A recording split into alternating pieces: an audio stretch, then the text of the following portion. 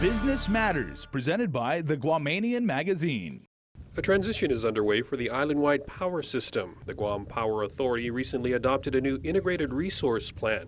It calls for, among other things, the replacement of the long-serving Cabras baseload generators with newer, more efficient combined cycle units and further integration of alternative energy sources. But as with any large organization, key manpower succession planning is also critical to future success.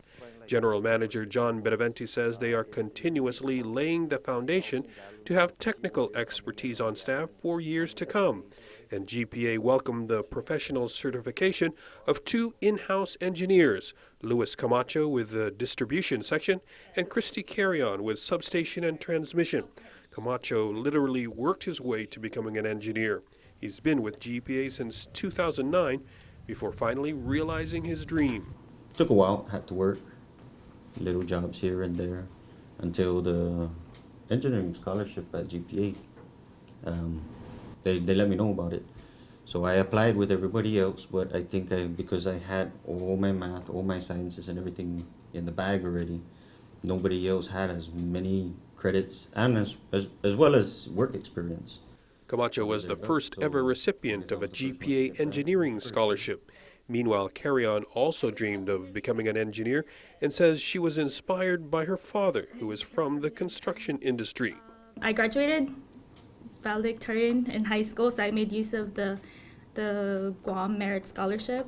I took that off island, and as soon as I graduated, I came back home and looked for a job here, and I landed here at GPA.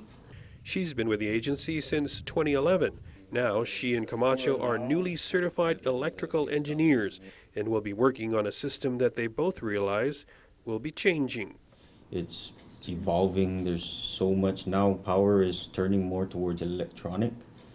So, you know, we're not only just installing stuff out there, now we're having to monitor it and control it and be able to monitor and control from almost anywhere. So it's a lot of electronics and computers now and a whole bunch of stuff. Automation.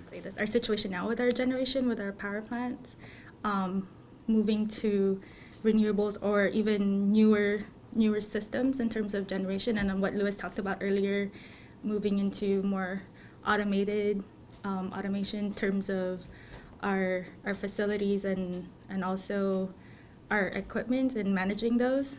But especially since last year's explosion that took out the Cabras 3 and 4 baseload units, the spotlight has been on the generation side. But Camacho and Carrion say they work as a team with the other dozen or so engineers, taking care of the power system as a whole. I think just the biggest part is just making sure that we keep track of everything all at once and don't leave one out.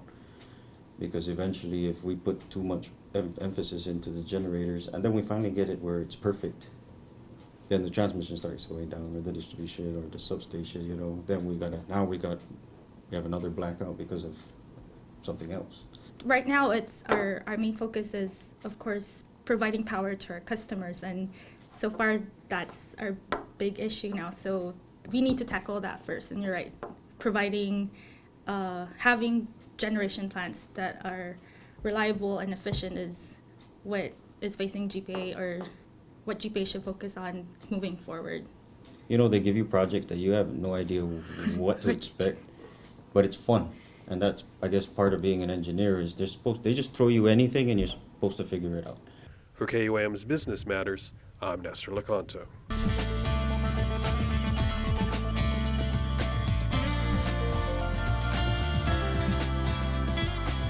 Business Matters, presented by the Guamanian Magazine.